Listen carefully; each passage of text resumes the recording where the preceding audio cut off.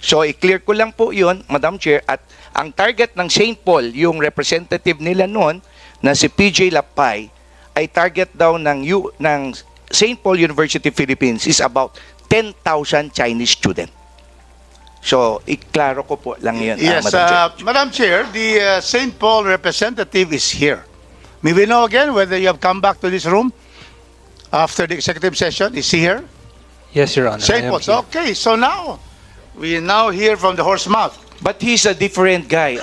Yeah, but we'll ask him now because he represents St. Paul's. Yeah. Can you now answer the statement? Back before I go to the other two, going back, are you aware that the students, these Chinese students, they pay 1,200,000 each to be enrolled in these colleges in Cagayan? 1,200,000 each to the school. Does not it give you the red flag that something is, not normal? Do you know? Have you investigated that? How much they are charging? I was informed that it is 1 million per student to enroll. Yeah, please answer the check. Madam Chair, if it may be allowed that our regional director answer that. Yeah. Considering po, yung monitoring po kasi ay, sila po ang nagconduct. Alam ba ni Director yan na ganun ang bayaran doon?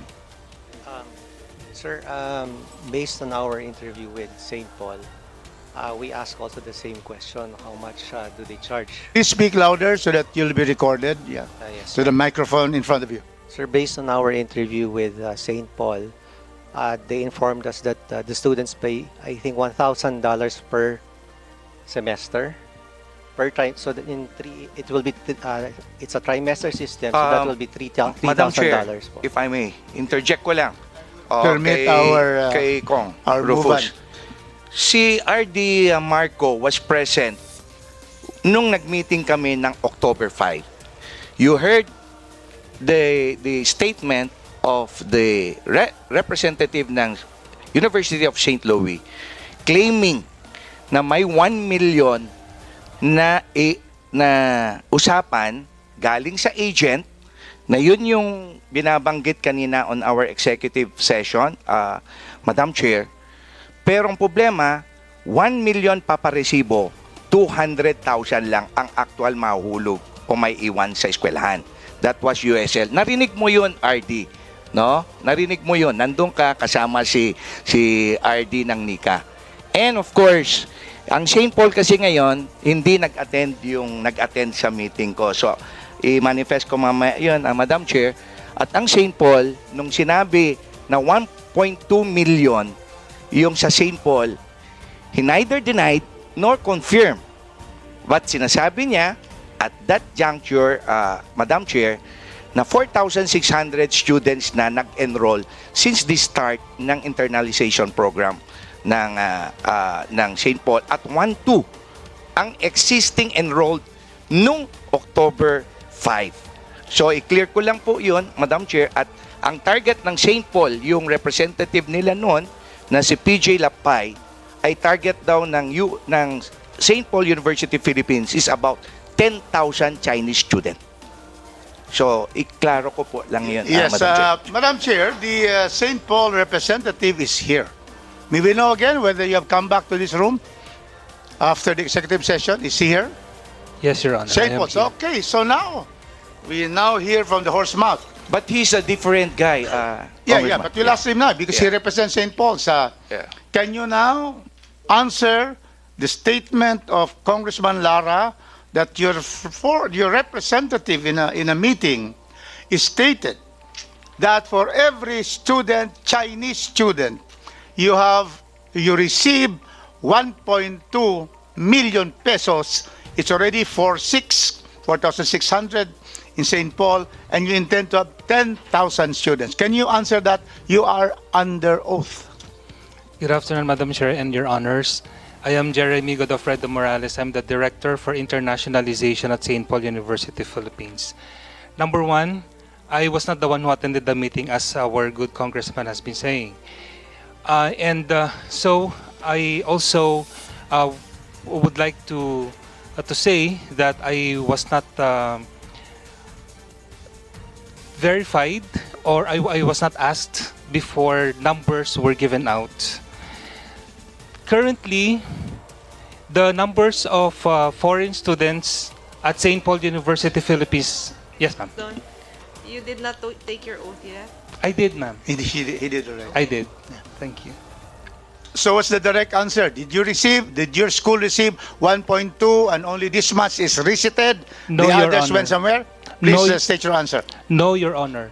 St. Paul University, Philippines does not charge 1.2 million How much is pesos. being charged? The university charges $1,000 per trimester for each foreign student, and the students for tuition fee per trimester, and in 1 year the students enroll in 4 trimesters. So for the students to complete their graduate school program, they are enrolled in at least 10 trimesters. So if we put together that $1,000 times 10 per trimester times 10 trimesters, that's only $10,000. So it does not reach 1.2 million pesos. It will reach 580,000 per 80. It's now 58.6. So it's almost a million also. But anyway, that is your answer, and we will go further here. And you are under oath. So, Madam Chair, just to wind up, because we're winding up, I now go to the DFA. You are, as stated by my good commissioner and chairman and minority leader, you are in the forefront of protecting us. How many note verbals have we issued against China for its violation since the President PBBM assumed office? How many notes verbal for the intrusion of these Chinese vessels in our sovereign West Philippine Sea? Thank you, Congressman. I would like to answer that, but I am not in the Office of the Maritime Ocean Affairs Center. That is I all am with over the Visa papers, Division. Director But Feliciano. I know there have been several It's about hundreds. 350. Yes. It's in the papers. Yes, Me, sir. even if I'm not in the DFA, I know because I read. Every day almost, we have about verbal. So, were you not alarmed that, for example, EDCA site, Cagayan, Santa Ana, the naval port, in that part, and then near, proximate to Batanes, which China is trying to claim and to really get. Were you not alarmed that these are just too many in a particular place? Okay. Thank you, Congressman. So before I answer your question, I want to add something more to the previous. Okay, so aside from the authenticity of the documents, the identity of the applicant, and the purpose of visit, we also, of course, ascertain whether a certain foreign national is a security risk, which is why we conduct security clearances with BI and NICA, and we work closely with them. So yun po yung basis namin to ascertain whether a certain person You is... didn't find that a large influx of Chinese students will not be a security risk? Huh? let You are me- with the Office of the Consular Affairs, huh? Let me, we have taken note of all of the House resolutions, of all of the POGO activities, sex trafficking, etc., and the influx of Chinese. In fact, our office and our undersecretary will be conducting an interagency committee meeting on visa concerns tomorrow, precisely to address these issues, with a view to harmonizing the policies or maybe even revise the policies based on the security concerns that have been raised in the recent months. So we are taking very good note, sir. Don't Thank worry. you. And we seek to strengthen our visa policies and make it even stricter if need be, which is obviously needed. You already, Madam Chair. the DFA, can you just finish? The DFA secretary already said that there'll be stricter rules, right? Do you Yes. confirm that? Yes, that sir. the DFA has now issued to all consulars, especially China, to be stricter on issuances to the Chinese students or nationals coming in. Finally, I'll wind up already. Thank you, DFA Director Feliciano. We go now to immigration. You are in the last leg of all this particular setup, no? When your immigration student desk, when they issue the conversion from 9A to 9F, did you make sure that all the requirements that were required by the DFA and schools, that they were all present when you converted this particular visas? Thank you, Your Honor.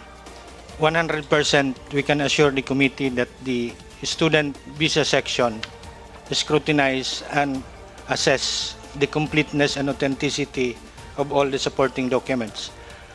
And to add, we only issue student visa conversion if there is a notice of acceptance from the school and that school is authorized to accept foreign students. And under your helm, there will be no more pastilla scheme, because Chairman Abante has stated in his resolution of some corrupt activities of the Bureau of Immigration. Of course, that was not during time. During your time, do you commit that you're going to perform your duties diligently and with integrity? Commissioner Norman Tansinko. Unqualified commitment, Your Honor. Unqualified commitment. That is good enough. Congratulations, Commissioner. With that, I end, Madam Chair, and I am going to the meeting with the DPWH because I have many requests for infrastructure. Thank you very much to those who are here. Thank you. Sana all.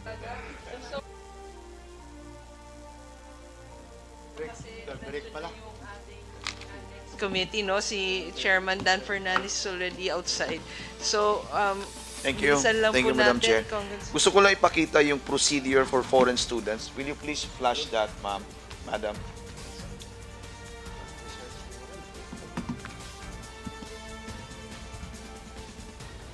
Meron na ba?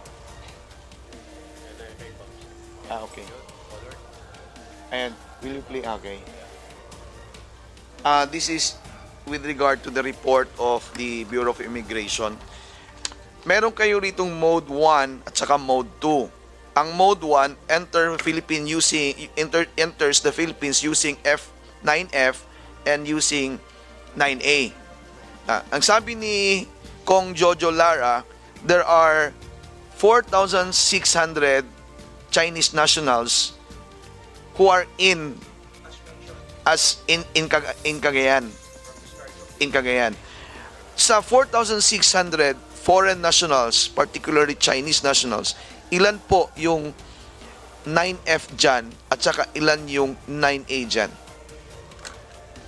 Madam Chair. Thank you. In the case of St. Paul's, all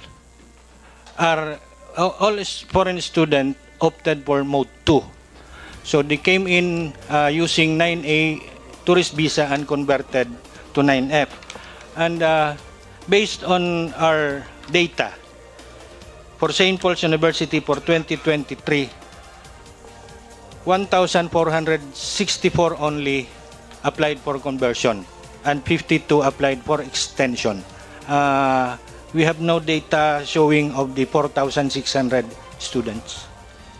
Okay. Will you please show that again, Madam, Mr. Secretariat, please? Will you please take a look on the matrix. There is mode 1 colored blue, and there is mode under that there is red. Under the color blue, there is this student applies for student visa with Philippine Embassy Consulate. And then another point, performs vetting process with NICA. Paano natin nakukuha itong 9F na ito na hindi natin malalaman kung ilan yung estudyanteng pumasok sa atin. My question is directed to Nika. Were you able to vet these foreign nationals who entered the province of Cagayan? Madam Chair, upon request, we receive those names, but unfortunately, it's not our directorate that processes it. It's our directorate for analysis and production, D3. We are from the directorate of. Request them to be present next hearing. Ma'am, alam ko pong kulang na yung minuto. At any rate, tatapusin ko na lang po yung tanong ko sa next scheduled committee hearing natin. Will you please, my request to the Bureau of Immigration as well as the DFA and the NICA, will you just follow this procedure and produce all the data regarding the 4,600 foreign nationals enrolled at St. Paul's University, as well as those mentioned earlier by Kong Rofus, the 10,000, ay yung 10,000 kanina. Target nila yung target nila. Okay. Will you produce all the data available next scheduled committee hearing po? Madam Chair, thank you and your kind indulgence. Yes, Kong Gusto ko lang Abante, last. itanong, Madam Chair, itong St. Paul, no? Ilan ang current enrollment ngayon sa inyo? Ng Chinese, ha? Good afternoon po. Currently, we have 828 Current Chinese enrollment. students. And I would just, may I be allowed to clarify? We never reached 4,600 total of Chinese students enrolled in any year at St. Paul University, Philippines. But you have 800 right now. Yes po, sir. That's So, nagbayad yan ng $10,000 each. per trimester din po sila nagbabayad. Okay. Hindi po Are they minsanan. still there now? Many of them are in Tuguegarao. How many are attending face-to-face classes? About 200 po. What are the others doing? The others, since they came before since they went home sometime, their visas expired, their student visas expired, so they had to apply for a new tourist visa. So pag alimbawa nag-expire ang kanilang visa, ano ginagawa ninyo? We notify them. We notify our students of the policies and procedures and the activities in the university that they need to come already to the university because we're going back to face. Kapag nag-expire na po yung visa nila, we give them letter of acceptance after verifying that they are still enrolled with the university. Are you able to, Madam Chair, are you able to get all of the requirements properly and officially? Yes, sir. The red ribbon documents, yes, sir. You have that? Yes, sir. In the university, authenticated by the Philippine Embassy. Pinuntahan na ba kayo ng NICA about that? Yes po. There were representatives po. Pinuntahan na kayo? Yes po, sir. Okay, therefore, Madam Chair, I just would like to manifest here that there are not only 400 enrolled in Cagayan. St. Paul, 800 po ang enrolled. And all of them paid $10,000 each. Ang laki ng kita ng St. Paul, ha? Ang laki ng kita ng St. Paul. Therefore, Madam Chair, datagan pa nila yung malaking kita, eh. Oo. And then, the NICA went there. I do not know why they're here today. They are present only, Madam Chair, but they do not even know why they are present. So therefore, in the next meeting we have, Madam Chair, we're going to have another session here, that the NICA people should have their own heads here, including the ISAP, including the National Security Council, and they must be prepared, Madam Chair, to submit to us all the documents needed that they should submit. So at the next meeting, we will require all the heads of the agencies, and then all the documents should be submitted. And since you were invited, you have to prepare. Hindi pa pwedeng pupunta kayo dito na hindi nyo alam kung bakit kayo nandito. Okay? And lastly, the author, before we adjourn. Yeah, just a point of clarification before I will seek for a motion to suspend, Madam Chair.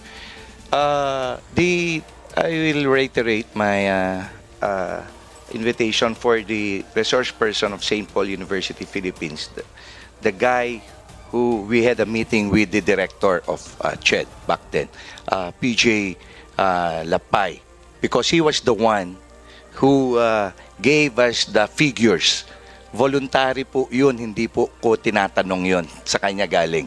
So from that end, no, pati yung sa St. Louis University, Madam Chair. Kasi may konting discrepancy na, pero i-reserve ko na sa next hearing. Kasi nasabi ni Chairman kanina, Commissioner, na mukhang 85 o 52 lang na renew.